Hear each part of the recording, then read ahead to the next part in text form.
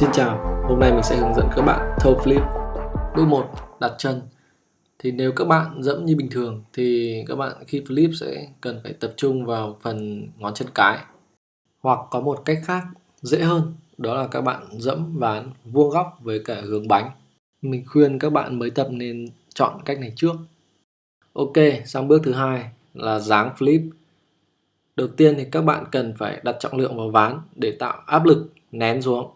Tiếp theo là các bạn cần phải nghiêng ván thấp về phía gót chân, nhằm mục đích là để phần mũi chân của các bạn có thể giữ được cạnh ván dễ hơn. Bây giờ các bạn sẽ tập nhấc gót giữ mép. Các bạn nhấc gót lên và mũi chân vẫn giữ được mép ván. Các bạn đưa đẩy để cảm nhận cái việc mà mình sẽ đập cái cạnh ván xuống đất để flip. Ok, bây giờ sang bước 3 là flip. Khi flip thì các bạn cần phải lưu ý đầu gối nhấc thẳng lên phía trên.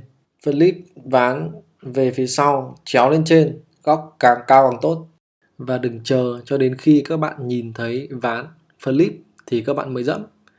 Khi flip xong thì các bạn cần phải dẫm luôn, nếu không các bạn sẽ bị lỡ mất một nhịp và dẫm trượt.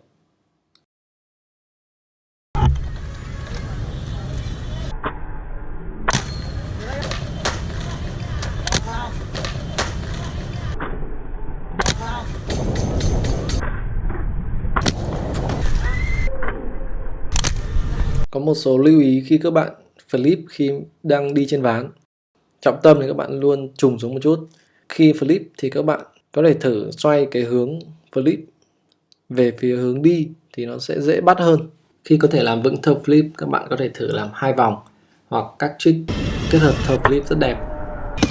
Chúc các bạn thành công và hẹn gặp lại vào những clip sắp tới.